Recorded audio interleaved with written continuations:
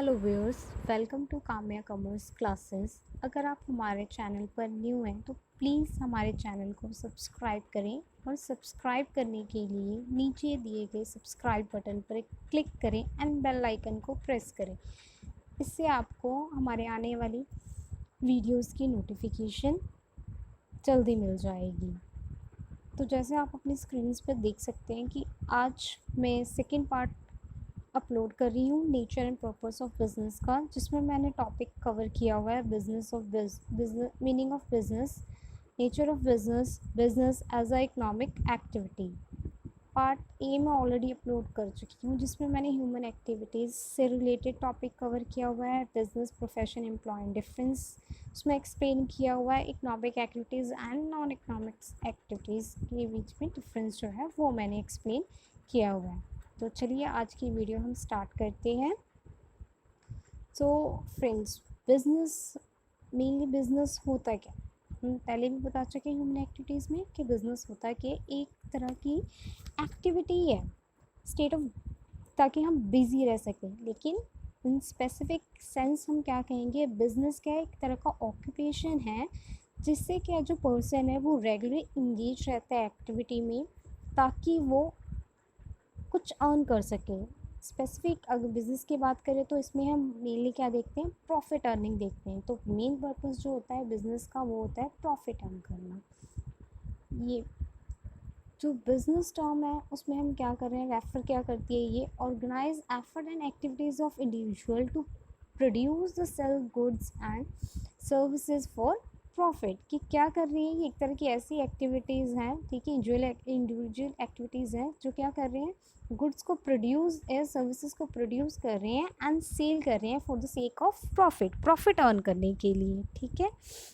ने अगर हम डेफिनेशन की बात करें तो यहाँ पर मैंने व्हीलर की डेफिनेशन ली है। इसके अकॉर्डिंग क्या है, an institutions organised and operated to provide goods and services to the society under the incentive of private gain. मतलब बिजनेस क्या है, एक तरह का ऐसा इंस्टीट्यूशन है, एक ऐसी ऑर्गेनाइजेशन है, वो क्या कर रही है, गुड्स एंड सर्विसेज प्रोवाइड कर रही है सोसाइटी को। किस लिए, ताकि वो प्रॉफिट गेन कर सके, अपनी अर्निंग ले सके, ठीक है।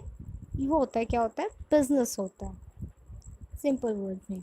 ओके, नेक्स्ट हमारे पास है नेचर ऑफ बिजनेस, कि किस तरह का बिजनेस है, क्या नेचर होता है, ठीक है, उस चीज़ के बारे में हम पढ़ेंगे। तो यहाँ पर मैंने टॉपिक क्या होता है नेचर, कैसा होता है नेचर बिजनेस का, इकोनॉमिक एक्टिविटी एक तरह की, ठीक है, production of goods and services कर रहे हैं वो, sale or exchange of goods and services for the satisfaction of human needs, dealing in goods and services on a regular basis, profit earning, undertaking, uncertainty of return, elements of risk।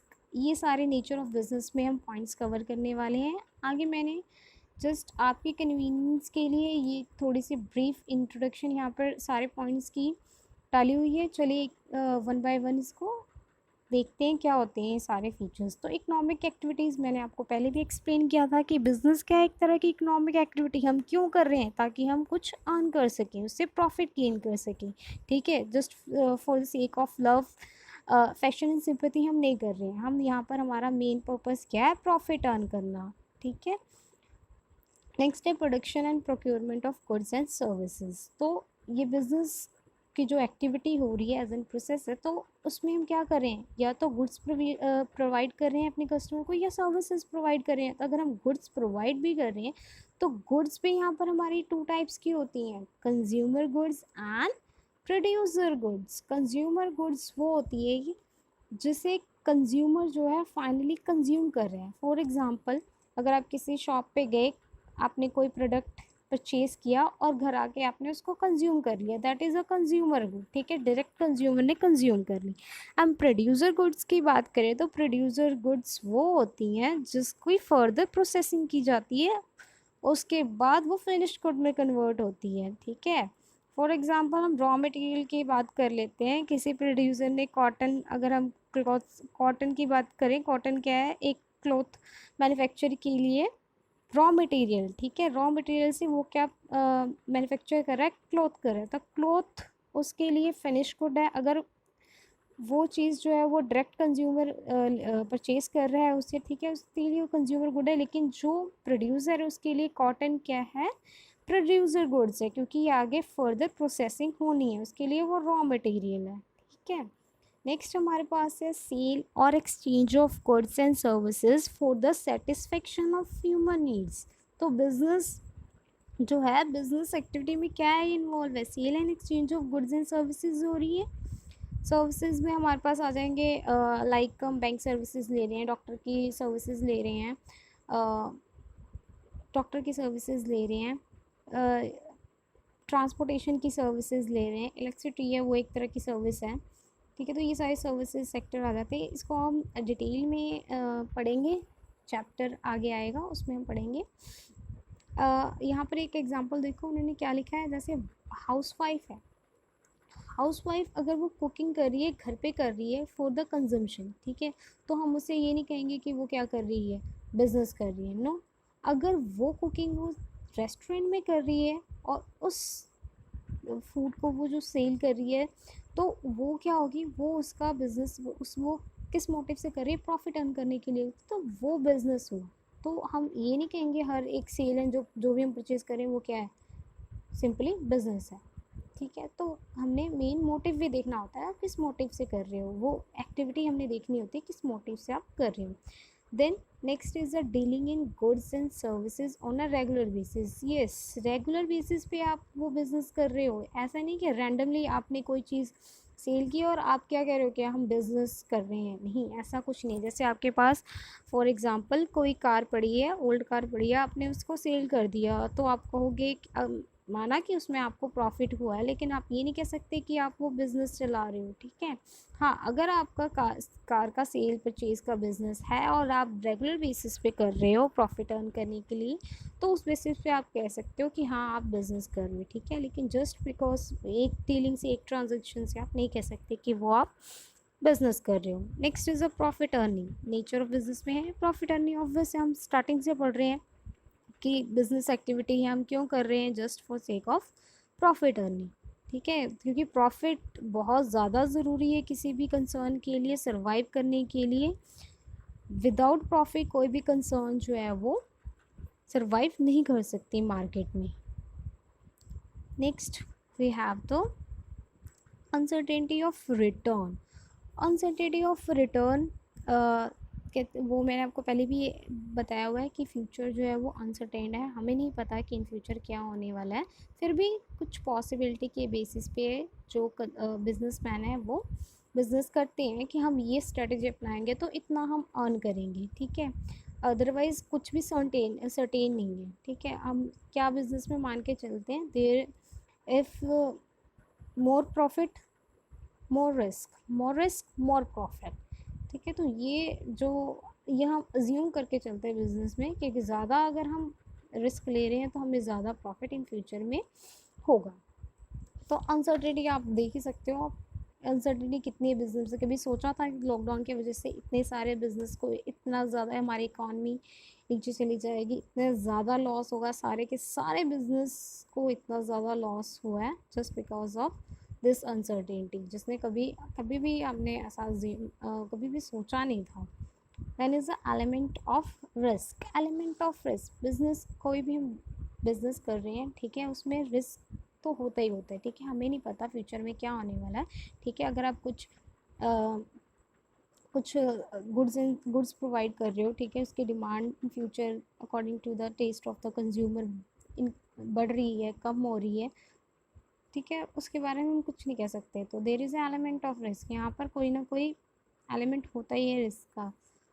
Uncertainty है present में, कुछ नहीं कह सकते in future क्या होने वाला है, लेकिन फिर भी हम गेस बेसिस पे प्रॉपर मार्केट को स्टडी करके उसके बाद ही जो है वो जो कंसर्न है बिज़नेस चलाते हैं, ठीक है।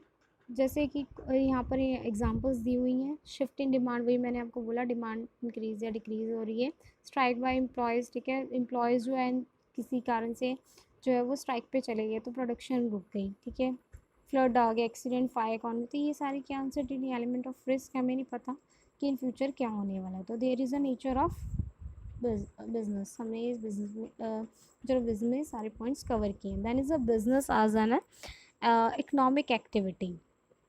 तो हम स्टार्टिंग से पढ़ रहे हैं कि बिजनेस क्या है, एज ए इकोनॉमिक एक्टिविटी है। तो इसमें हम जो पॉइंट्स कवर करेंगे क्या है, वो प्रॉफिट मोटिव है, इकोनॉमिक एक्टिविटी में क्रिएशन ऑफ यूटिलिटीज़ है, then satisfaction of human wants है, exchange of goods and services है। These are the activities which are include in the business. तो प्रॉफिट मोटिव हम स्टार्टिंग से पढ़ते आ रहे हैं। प्रॉफिट मोटिव है क्या, मेन मोटिव ऑब्वियस है किसी भी बिजनेस को करने का कि हमने क्या अर्न करना है, प्रॉफिट अर्न करना है, वेल्थ क्रिएट करनी है।